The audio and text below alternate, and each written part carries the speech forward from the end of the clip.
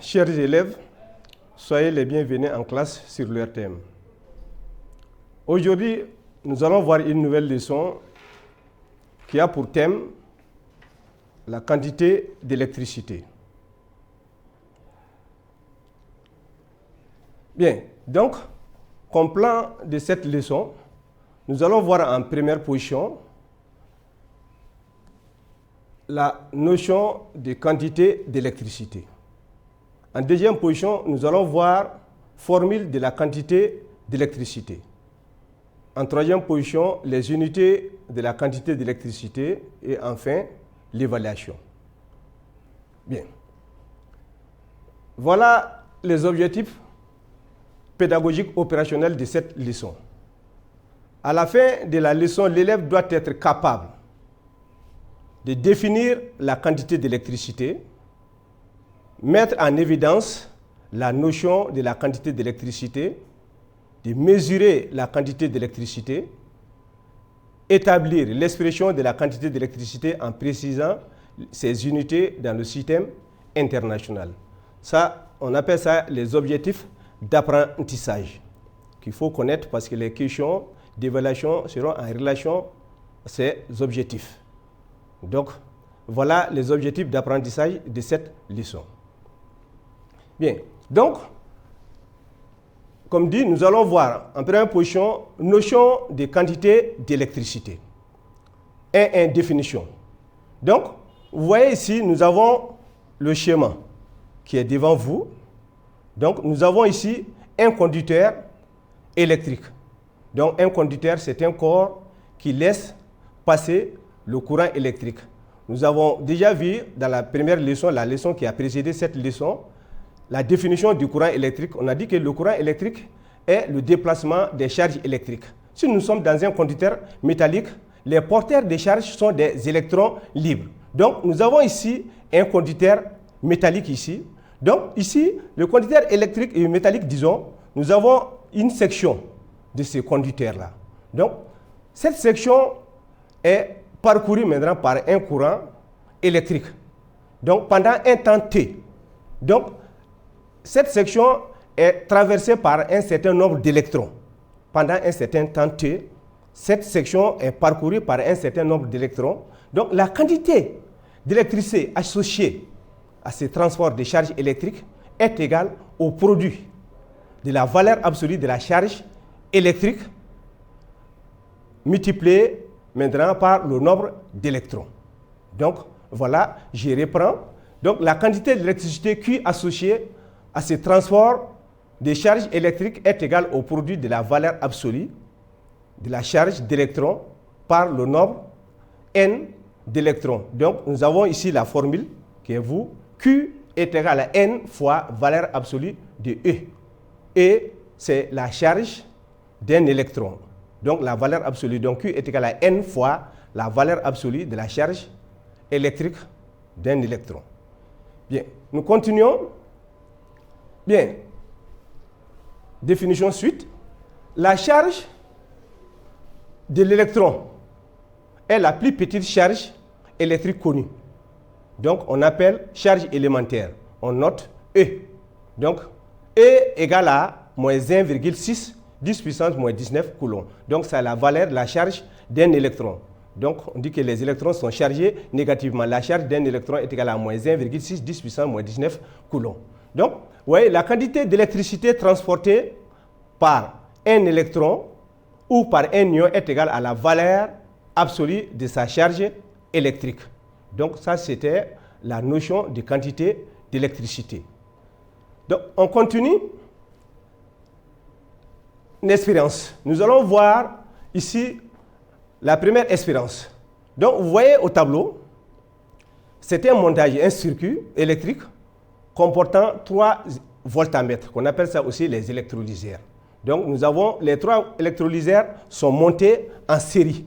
Donc, autrement dit, ici, ils sont montés l'un à la suite de l'autre maintenant. Ils sont sur la même ligne. On dit que ces 3 électrolyseurs sont montés en série. Donc, qu'est-ce qu'un électrolyseur? Un électrolyseur, c'est un appareil qui sert à faire la décomposition. Donc, on appelle ça aussi faire l'analyse, autrement dit la décomposition. Donc, ici l'électrolyseur sert à faire la décomposition. Donc, que comprend un électrolyseur? Quand vous voyez maintenant l'électrolyseur qui est là, ici nous avons ici des tiges. Donc, nous avons des tiges, une première tige et une deuxième tige. Donc, ces tiges-là, on appelle ça les cathodes.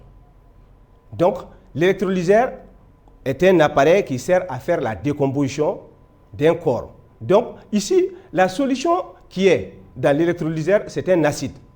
Donc, l'acide, maintenant, c'est un électrolyte. Un électrolyte, c'est un corps qu'on peut décomposer. Donc, les trois électrolyseurs, maintenant, sont ici, nous avons ici des acides qui sont dans les trois électrolyseurs. Donc, nous avons dit, montons en série au bord du générateur trois électrolyseurs voltamètre contenant une solution d'acide. L'acide, là, ça peut être l'acide sulfurique, comme l'acide nitrique, ou bien l'acide chlorhydrique. Donc, un acide quelconque. Donc, les trois électrolyseurs contiennent maintenant une solution d'acide. Donc, nous allons fermer le circuit. On ferme le circuit à partir de là. Donc, ici, il s'agit maintenant, l'interrupteur est là. Donc, il s'agit de fermer le circuit. Donc, on appelle ça le contact. Donc, ce qui permet d'ouvrir ou bien de fermer. Donc, voilà ici, devant vous, nous avons ici le générateur. Donc, le générateur, maintenant, c'est une source de courant. Donc, voilà le montage. Maintenant, quand on ferme le circuit, le courant passe à travers les trois électrolyseurs. Donc, après un certain temps, on peut mesurer les volumes de dihydrogène recueillis dans chacun des trois électrolyseurs. Donc, voilà. Ici, à la partie supérieure, la partie vide que vous voyez ici, cette partie est remplie de dihydrogène. Donc, le dihydrogène, c'est un gaz invisible. Donc, la même chose ici, au niveau du deuxième électrolyseur aussi, nous avons ici un type contenant aussi le dihydrogène ici, à la partie supérieure. Donc, la même chose ici, au niveau du troisième électrolyseur, nous avons aussi ici un type contenant aussi le dihydrogène. Donc, ici, après avoir fermé le circuit, nous allons compter.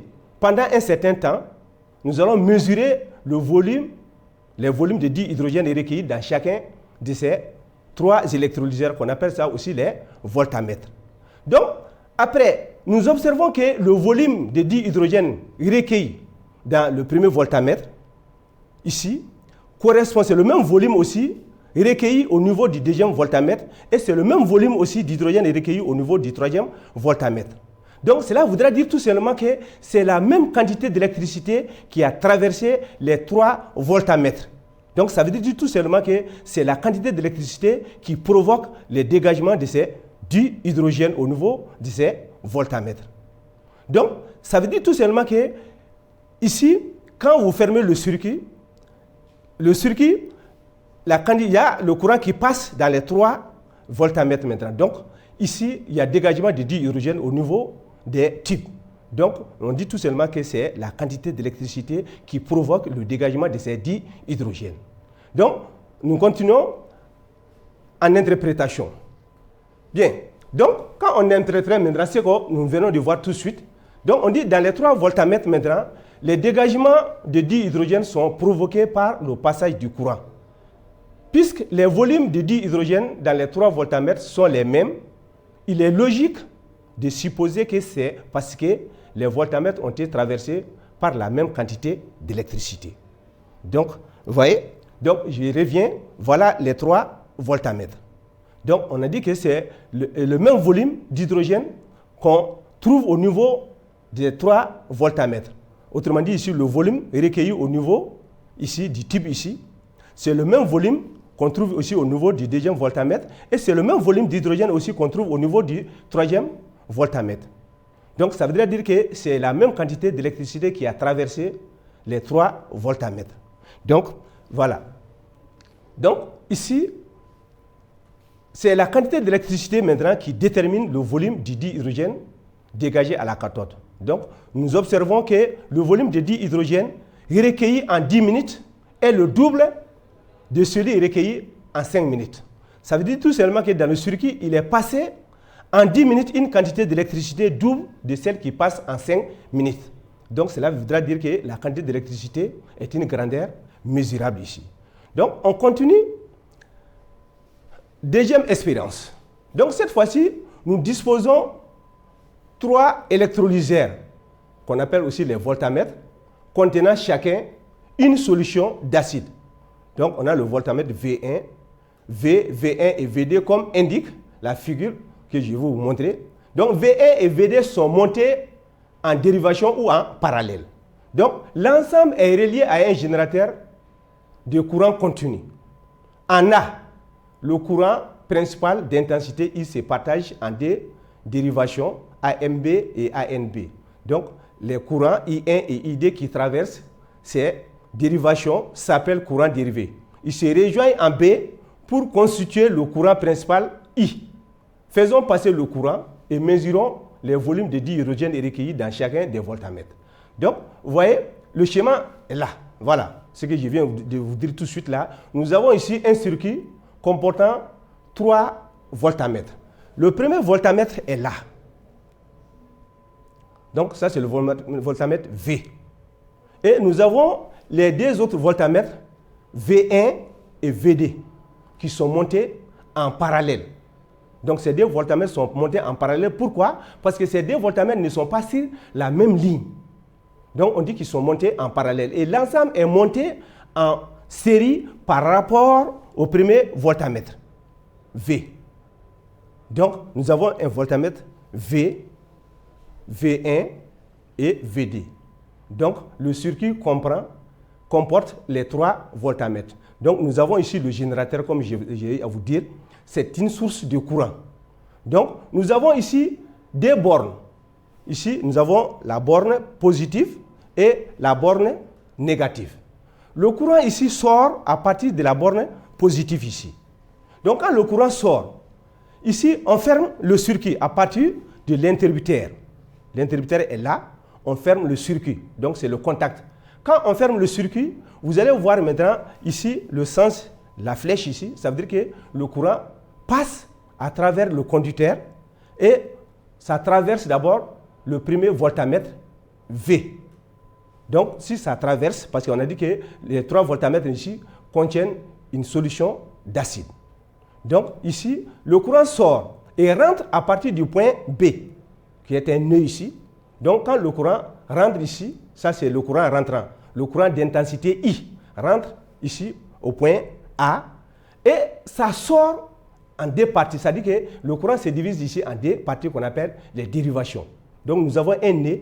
Il y a un courant d'intensité I1 qui sort par là et ça traverse le voltamètre V1. Donc, ici, à partir du point A aussi, il y a un courant d'intensité ID qui sort et qui traverse aussi le voltamètre VD.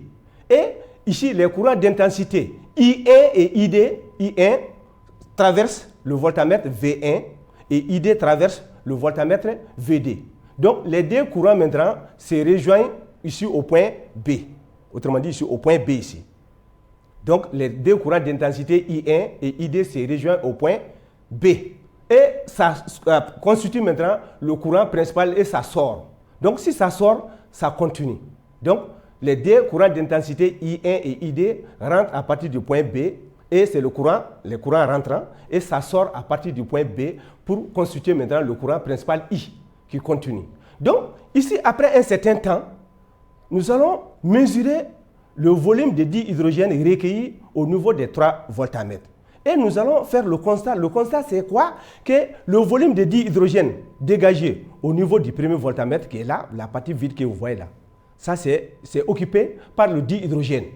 Donc, c'est un gaz invisible qu'on ne voit pas. Donc, le volume de dihydrogène dégagé à partir du voltamètre V, ici, est la somme des volumes de dihydrogène dégagé au niveau du voltamètre V1 et VD. Autrement dit, V qui est là, le volume de dihydrogène dégagé au niveau du voltamètre V, le premier voltamètre, est la somme des volumes de dihydrogène dégagés au niveau des 2 voltamètres, le voltamètre V1 et VD. Donc, en interprétation, voilà. Donc, ici, dans les voltamètres, les dégagements de dihydrogène sont provoqués par le passage du courant.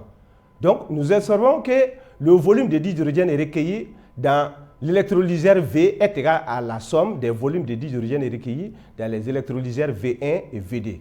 Donc, l'intensité du courant principal est la somme des intensités du courant dérivé et on note I est égal à I1 plus ID. Donc, en conclusion, la quantité d'électricité que vous voyez maintenant, la quantité d'électricité est dans le circuit principal, disons la quantité d'électricité dans le circuit principal est égale à la somme des quantités d'électricité dans les circuits dérivés. Donc la quantité d'électricité est une grandeur mesurable. Donc à partir de ces deux expériences, nous pouvons dire que la quantité d'électricité est une grandeur mesurable. On peut vous demander maintenant d'écrire une expérience mettant en évidence comment montrer que la quantité d'électricité est une grandeur mesurable. Donc, voilà ici ces deux expériences. Je reviens maintenant. Voilà les trois voltamètres. Donc, le voltamètre V1 et V2 sont montés en série. Donc, l'ensemble est monté, disons, le voltamètre V1 et V2 sont montés en parallèle, je m'excuse, ou bien en dérivation. Et l'ensemble est monté en série par rapport au voltamètre V. Donc, quand vous fermez le circuit, ici à partir de l'interrupteur, on ferme le circuit ici, le courant passe et le courant traverse d'abord le voltamètre V. À partir du point A, le courant rentre, ça c'est un nœud ici, et ça sort ici en intensité I1 et ID. Donc, on appelle ça les courants dérivés. Donc, l'intensité, le courant d'intensité I1 traverse le voltamètre V1 et le courant d'intensité ID traverse le voltamètre VD. Donc, les deux courants d'intensité I1 et ID se rejoignent à partir du point B. Donc, rentre au point B et ça sort du point B maintenant pour constituer le courant principal I. Donc, après un certain temps, quand on mesure les volumes de dihydrogène dégagés au niveau des 3 voltamètres, on constate que le volume de dihydrogène dégagé au niveau du premier voltamètre V est la somme des volumes de dihydrogène dégagés au niveau du voltamètre V1 et le voltamètre VD. Donc, V est égal à V1 plus VD. Donc, voilà. Donc, on continue. Formule de la quantité d'électricité. Comme vous voyez, formule de la quantité d'électricité. Formule. Donc, par définition, l'intensité I du courant continu est égale à la quantité d'électricité qui traverse une section du conducteur en une seconde. Donc, c'est un débit de quantité d'électricité. Donc, I est égal à Q sur T. Q, comme on a dit ici, I, c'est l'intensité du courant. Q, c'est la quantité d'électricité. T, c'est le temps. Donc, l'intensité I, c'est le rapport. C'est-à-dire Q sur T. Donc, la quantité d'électricité sur le temps. T. Donc, la quantité d'électricité Q est égale au produit de l'intensité I du courant continu par le temps T. Donc, voilà la formule. Ici, Q égale à I fois T. Q est égal à I fois T. Ou, on peut dire aussi que Q est égal à N multiplié par la valeur absolue de la charge d'un électron qui est égale à N multiplié par 1,6 10 puissance moins 19 coulombs. Donc, voilà ces deux expressions, ces deux formules vous permettent de calculer la quantité d'électricité. Donc, voilà ici la première expression qui est là. Q est égal à I fois T. Quand vous connaissez l'intensité du courant, vous connaissez le temps aussi, on peut calculer la quantité d'électricité en multipliant l'intensité I fois T. Ou bien, on peut calculer aussi la quantité d'électricité connaissant le nombre d'électrons. Donc, on vous a dit que la charge d'un électron est égale à moins 1,10 puissance moins 19 coulombs. Mais en valeur absolue, maintenant, ça sera 1,6. Donc, on peut calculer aussi la quantité d'électricité à partir de cette expression Q égale à N fois la valeur absolue de la charge d'un électron de E égale à N fois 1. On a remplacé la valeur absolue de la charge d'un électron, c'est 1,6 10 puissance moins 19 coulombs. Donc, voilà, on peut calculer la quantité d'électricité par l'une de ces deux formules. Bien, donc on continue. Formule de quantité d'électricité, on continue toujours l'unité. Donc, unité dans le système international. Donc, l'unité dans le système international. Donc, l'unité de la quantité d'électricité dans le système international est le coulomb. Le coulomb. Donc, c'est son symbole, vous voyez ici, son symbole c'est C. Son symbole c'est C ici. Donc, ça c'est l'unité de la quantité d'électricité dans le système international. Q égale à I fois T. Donc, Q s'exprime en coulomb. Ça veut dire que l'unité de la quantité d'électricité dans le système international est le coulomb. Donc, son symbole, c'est C. Donc, I, qui est l'intensité du courant, s'exprime en ampères. Ampère. L'ampère, c'est l'unité de l'intensité dans le système international. Son symbole, c'est A. T, ça, c'est le temps qui s'exprime en secondes. Bien. Donc, après, nous avons donné la définition du coulomb. Qu'est-ce que c'est que le coulomb? Donc, le coulomb est la quantité d'électricité qui, en une seconde, traverse une section quelconque d'un circuit parcouru par un courant d'intensité constante égal à 1 ampère. Donc, ici, si T est en seconde et I en ampère, alors Q sera égal à, ici, 1 coulomb. Donc, on va multiplier T par I.